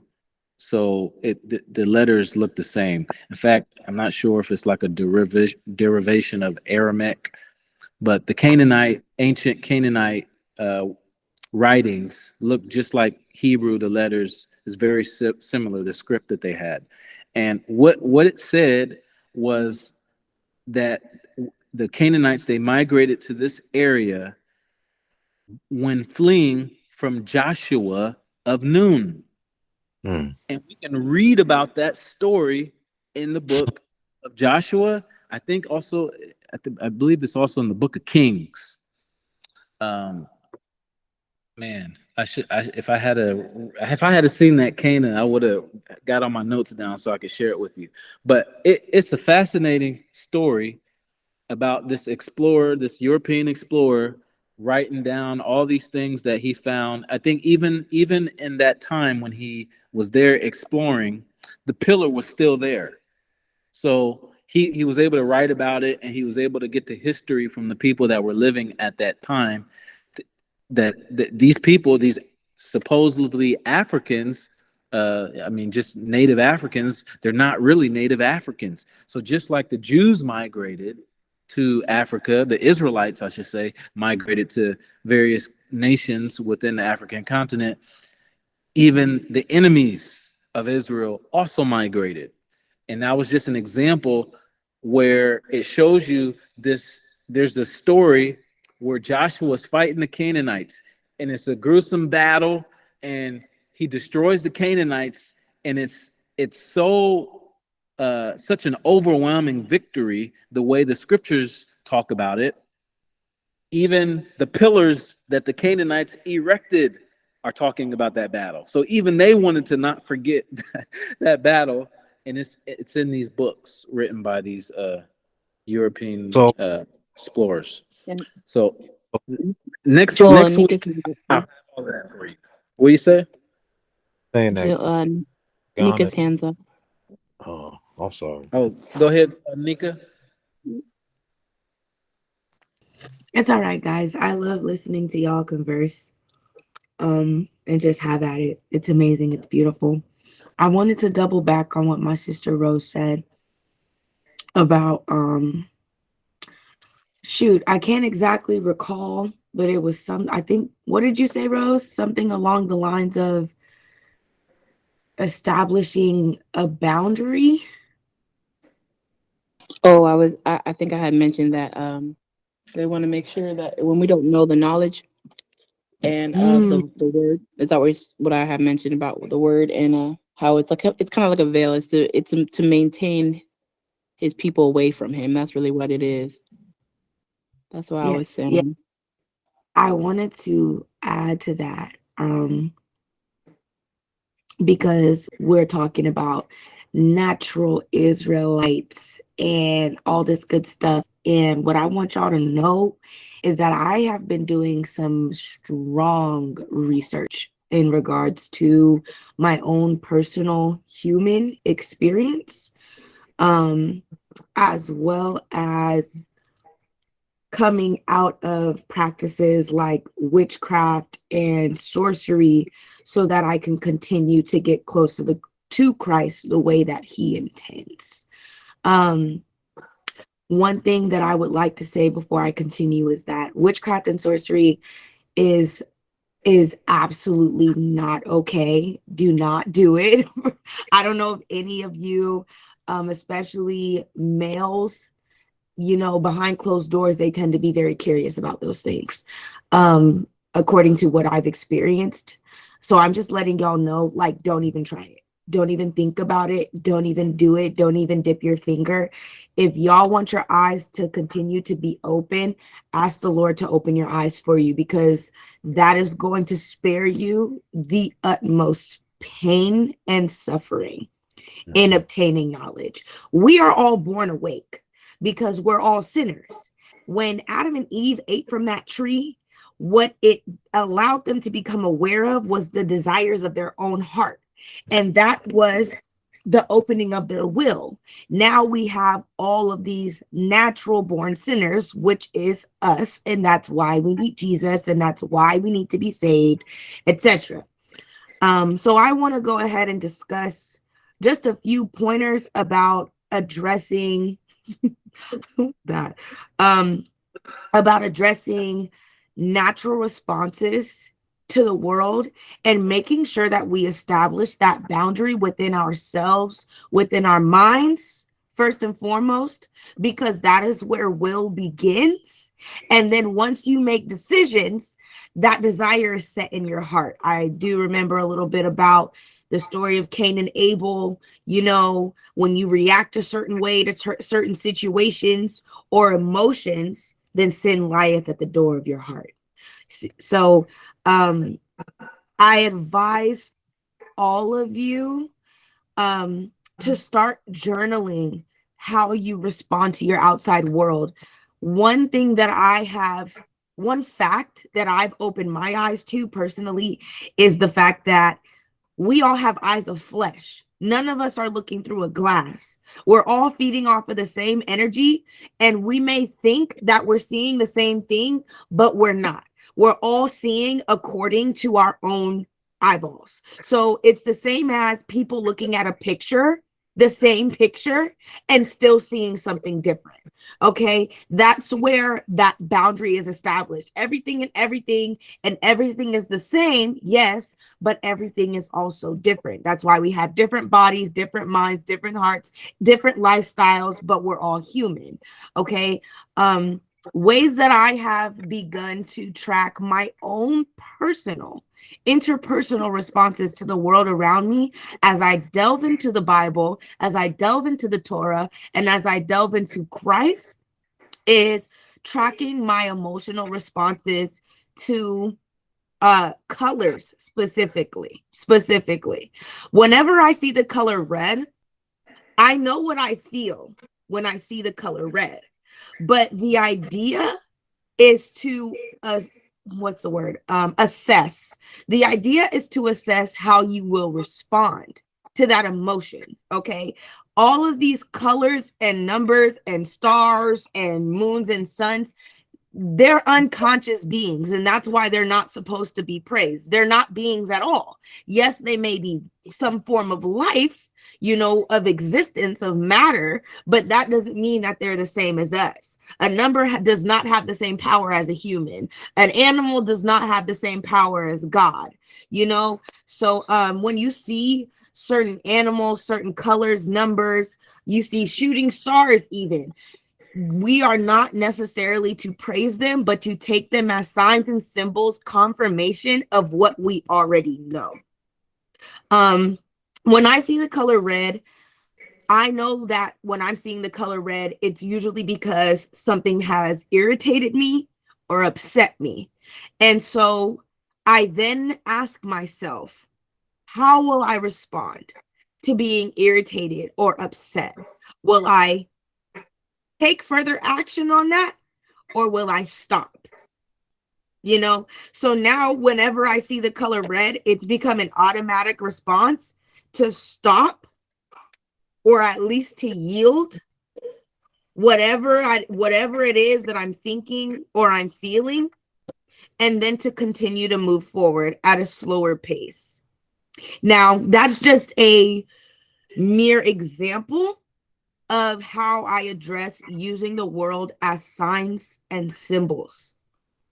And that is the way that God intended us to use this world, not making gods to praise, not putting other gods before or even aside God, but to use this. It says in the Bible as well, the stars, the sun in the sky, the moon, these are to be signs of the times. And what this is when you start to understand these signs as confirmation of what you're already feeling, because feeling is thinking, you will start to align naturally. Okay, So I'm Nick, done. thank you, Lanika. That's good. That's something we've been teaching as well about the signs, especially the signs and the stars. They're all to point to Yah. Yes, They, yes, essentially. that's what the sun. That's what the sun. That's what the moon. That's what the stars are, and that's what this whole map, this whole all these maps and everything that we're looking at. This is all to point to Yah too. All of it. We want we want our relationship with him to grow. Yes, So because I truly believe that we are only seeing reflections of ourselves as beings of light, you know, and that's really a part of being a sinner, because sight is only for the living. Yep. Amen. Thank Good. you. Thank you. So Awesome. so now we're we talked about Lam Lim, it's populated by Jews. We see the desert of Seth, and we read this scripture earlier, because we're talking about the second Exodus, and we see that when Yah recovers, he says he's going to get his people again because they've been scattered, and he's going to get them from these nations that we already read, and even nation, it says from the islands of the sea too. When you think of islands of the sea, that word in the Hebrew for islands, it's not just islands, it can also be nations, and it's referring to he's going to get people that aren't even close to Assyria, Egypt, Pathros, Shinar. He's going to get people from far away.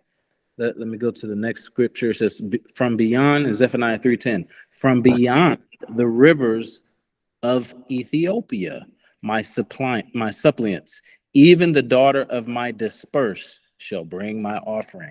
So here Yah is saying those that are beyond Ethiopia, which is some of these countries that are more southern and central Africa, he says those people in the last days, they're going to come and they're going to bring an offering to me.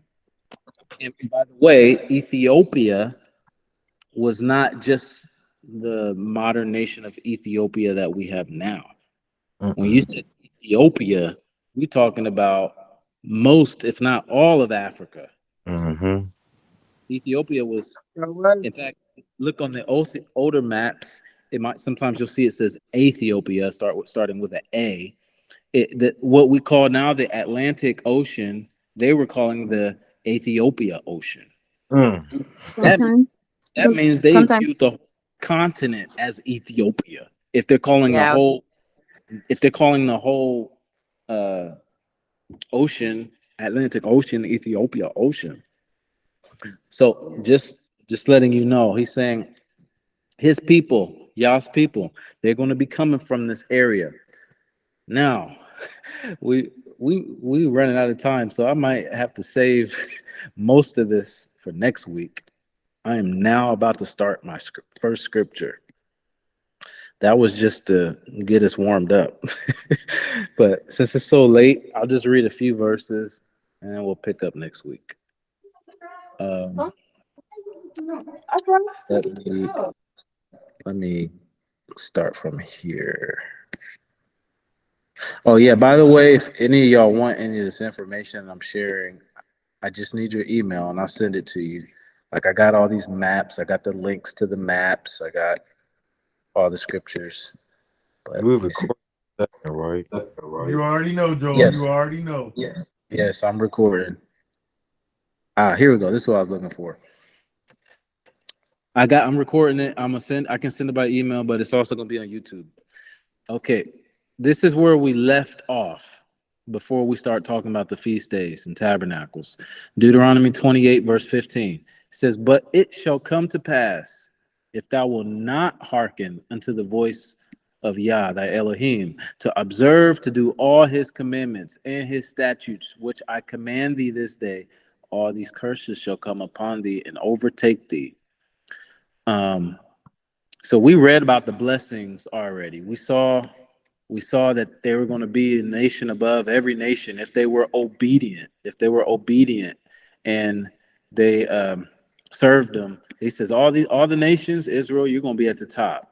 We saw that their cities are going to be blessed, their fields are going to be blessed, your children are going to be blessed, the fruit of your soil is going to be blessed, the offspring, the livestock. We said if a nation tries to attack you, they're going to flee from you 7 ways. We saw all that in the blessings. And now we're in the cursings, though. And in the curses, he's going to say all of the negative things that's going to happen to Israel. So one of the ways that we can figure out who is Israel is by looking at these curses. Because Israel historically has been disobedient. So because Israel has been disobedient almost since the inception, basically since the inception, the golden calf was just a few days after he made the covenant with them.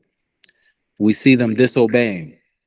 So if we can find out these curses that Moses said were going to happen if you're disobedient, then we can see, okay, this group of people, it happened to them, and specifically, there's a group of people where it seems like almost every single one of these curses meet that group of people. And that's why I'm looking at the so-called African American. But let's look at verse. Actually, before we go to another verse, I want to make sure we understand what this word curse means. So let's go to the Hebrew. We're in Deuteronomy 28, verse 15. And this word for curse is the word kelala. And we'll look at the Hebrew lexicon to understand exactly what it means. Because sometimes we have ideas or opinions of what a word means, but we want to know what it really means. So they translate this as curse. So we're going to have to look at the dictionary. Let's see. Curse, absolute, suffix, plural, often opposed to a groundless curse. Compare Samuel, the object of a curse. Okay. Cursing, execration, imprecation, curse, one accursed. Okay, so let's look at this word curse in the dictionary, because what it's basically doing is it's telling us this Hebrew word, it means curse. So we have to go to the dictionary. So curse, a solemn utterance intended to invoke a supernatural power to inflict harm or punishment on someone or something. So a curse, a solemn or like a sacred utterance, something that has been said. And the intention of what has been said is to invoke a supernatural power. So we're Nico is talking about the witchcraft, and we know what witchcraft, the witches and warlocks invoke curses from a supernatural power. That supernatural power is not the Most High Yah that we serve, but it's supernatural because it's out of this world. Well, this curse, though, is coming from Elohim, it's coming from Yah, the God of Israel. When this curse get invoked, you know this curse is going to work. because he's It not. cancels out every other curse. He's not a man that he should lie. We know that what he says is he watches over his word to perform it, as it says in Isaiah. So this, whatever he says, is going to happen. So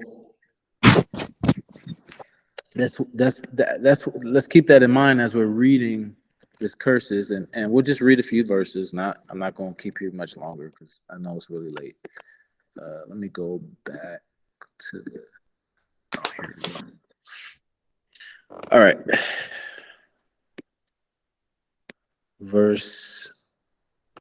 So in verse 15, he says,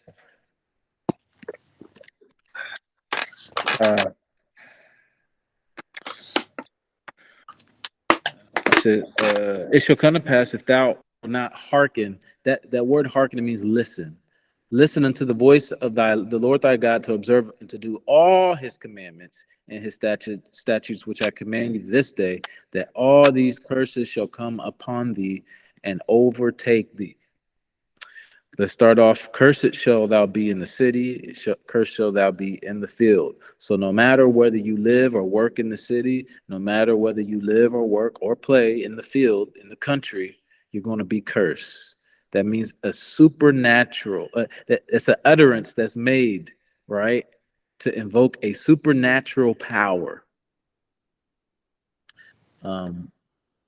It's going to come upon you and overtake you.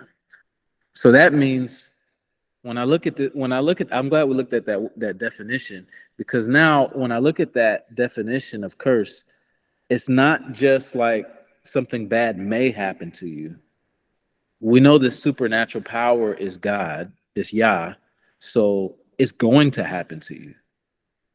And so it says, curse shall be thy basket and thy store. Curse shall be the fruit of thy body, the fruit of thy land, and the increase of thy kind, thy flocks of thy sheep. We saw a few weeks ago the blessing that comes over the flocks. Now we see the complete opposite that comes from the land is not going to produce the way it's supposed to produce. Your sheep and your goats, your cattle, they aren't going to be fruitful, and they're not going to multiply like you want them to. They're not going to be as healthy as you would expect them to be. That means that diseases are going to come on your flocks. It says, curse shall thou be when you come in, curse shall thou be when I go out. When you're going in somewhere, bad things are going to happen because of the supernatural curse on you. When you leave someplace, the same thing's going to happen. It says, Yah shall send upon thee cursing, vexation, and rebuke, in all that thou settest thy hand unto for it to do. So everything you try to do, everything is going to be cursed until thou be destroyed. Now, I believe that destruction has happened to us as a people mentally. Remember, so someone quoted the scripture earlier. He says that you're destroyed because of a lack of knowledge. And then he says, because you have rejected knowledge, I will reject you. And thou shalt no longer be a priest unto me. I forget which passage, where that passage is at. Let me go there real quick, because I think that ties in with what we're talking about.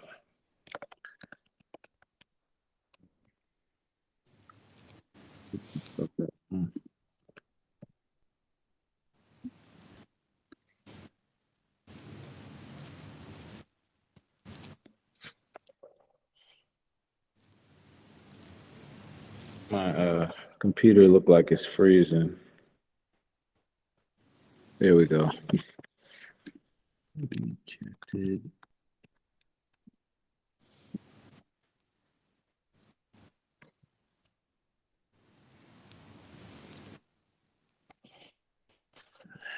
Oh, Hosea. Okay, Hosea chapter 4, verse 6.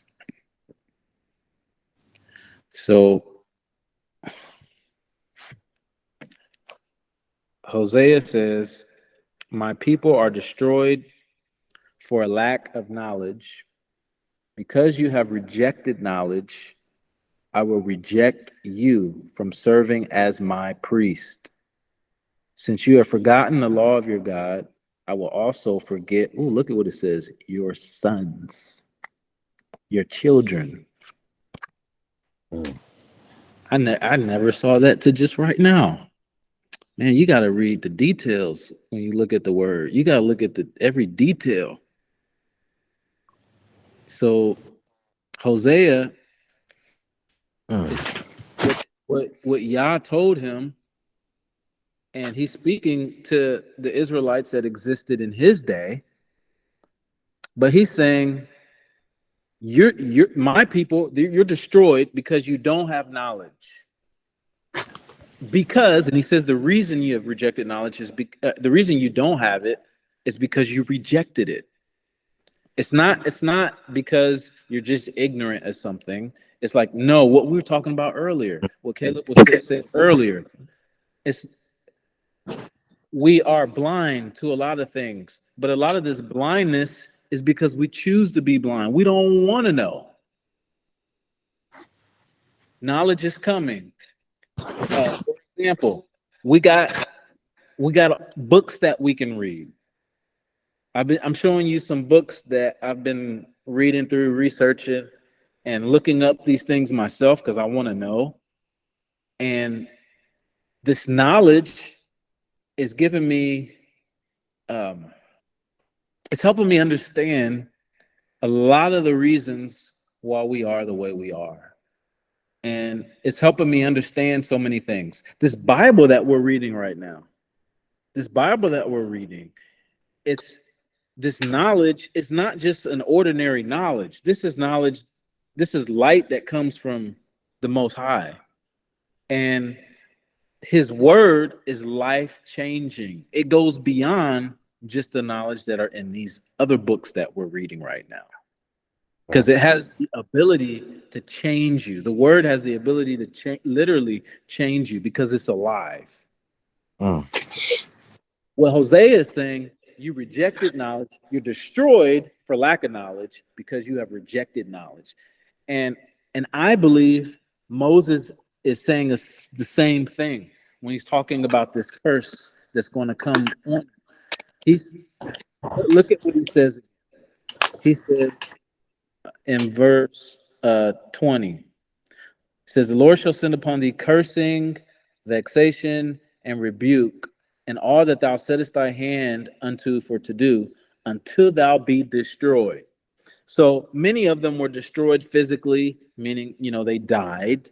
Many of them died.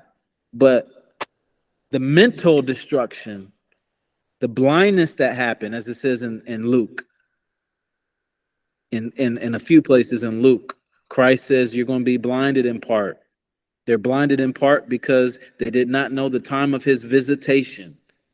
Israel was supposed to know the time of his visitation. Why? Because it's prophesied in the book of Daniel. We read about the 70 year prophecy. They should have known exactly, because to the day it was prophesied when Christ would come to earth. And then Daniel chapter 9, Daniel chapter 12 talks about the 70 year prophecy. And we know that years, those are weeks of years. So 490 years from the decree given by Nehemiah. The decree was given by the king. And so that Nehemiah could rebuild the walls of Jerusalem that had fallen down. 490 years from that day, Christ is cut off, just like Daniel says. The Messiah will be cut off in the 69th year.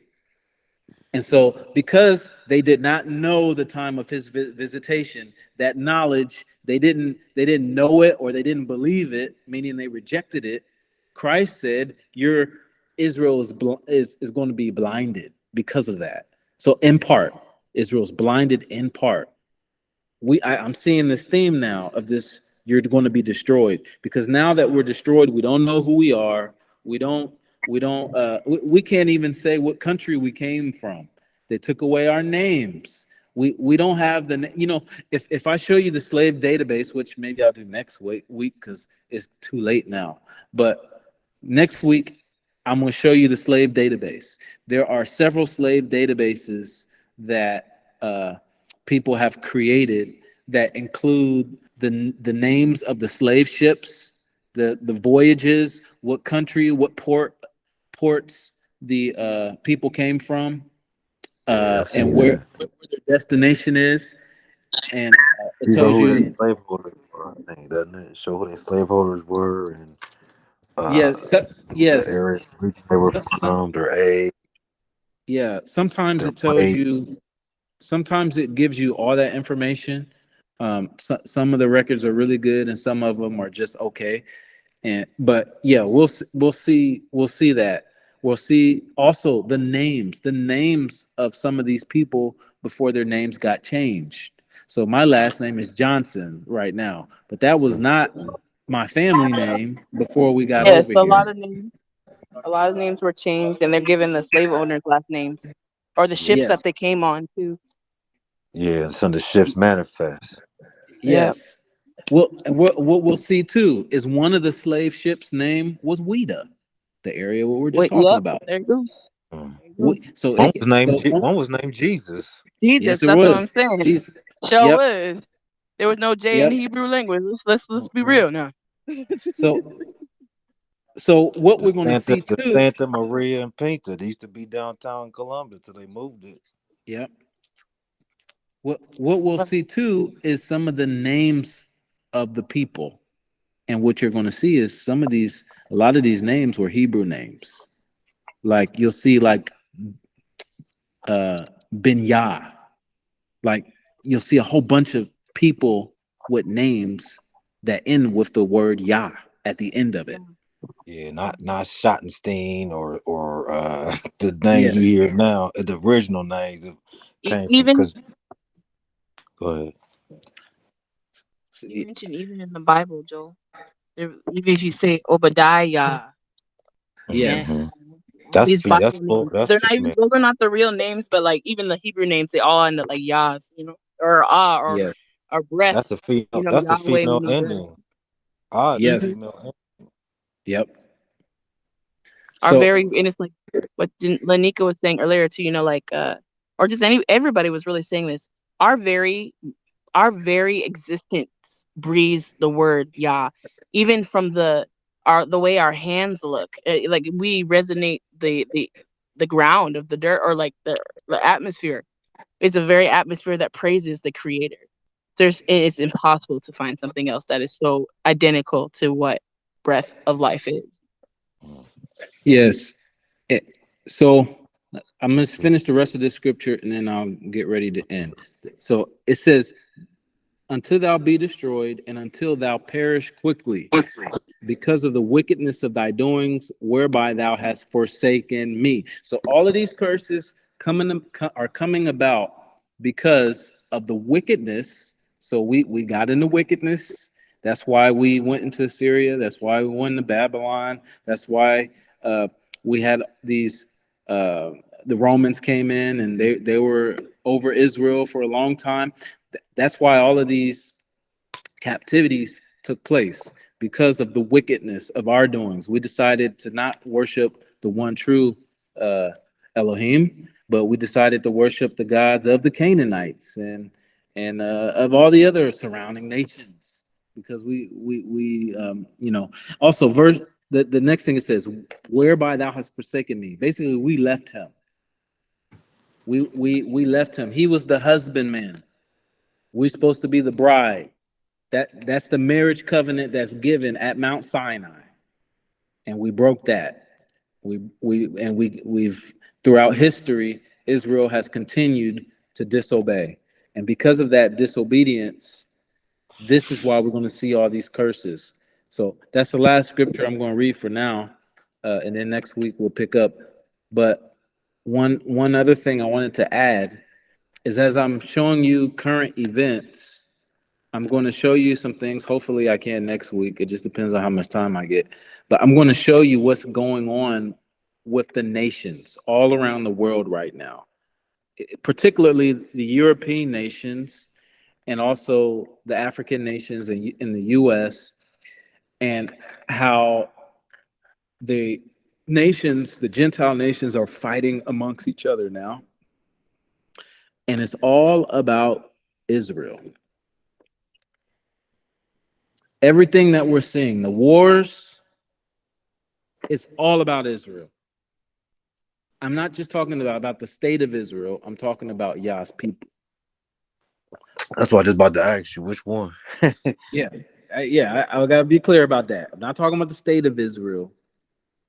Even the wars the state of Israel is in is about Yah's people. Yeah, it is. And I'm gonna go into that. I can't wait. I'm gonna ask the Most High to anoint me as I'm doing these Bible studies, so I want you to see it at least as clearly as I see it. But let's unless someone has a question or a comment, I'll end in prayer. Okay. Heavenly Father, we thank you for this time together. We thank you for revealing to us your word. We thank you for revealing to us things that we have been blinded from, things that we didn't know. And we ask, Father, that this information not just go in one ear and out the other. We want to use this for the upbuilding of your kingdom. We want to use this information to live as better people and help our brothers and our sisters come out from darkness into light. Father, we want to help the Gentiles become grafted in as well. We want them to be grafted in to your kingdom as well, Father. So give us wisdom, give us the words to say, help us to be the light that you've called us to be. Thank you, Father, for bringing us out of darkness into your marvelous light. We ask, Father, that your Holy Spirit will guide us, teach us, guide us into all truth. Help us, Father, to deny our flesh, Father, so that we can walk according to your spirit. We love you. We praise you. In Yeshua's name, amen. All praise and glory. Amen. Hey, Joel, tell your Negro wife that my Negro Praise wife said, hey. Okay. Good night, guys. I love you. Love y'all. Bye. Okay. I got to. Night. All right. Bye. Bye Bye, bye. Nika. Everybody be Good night.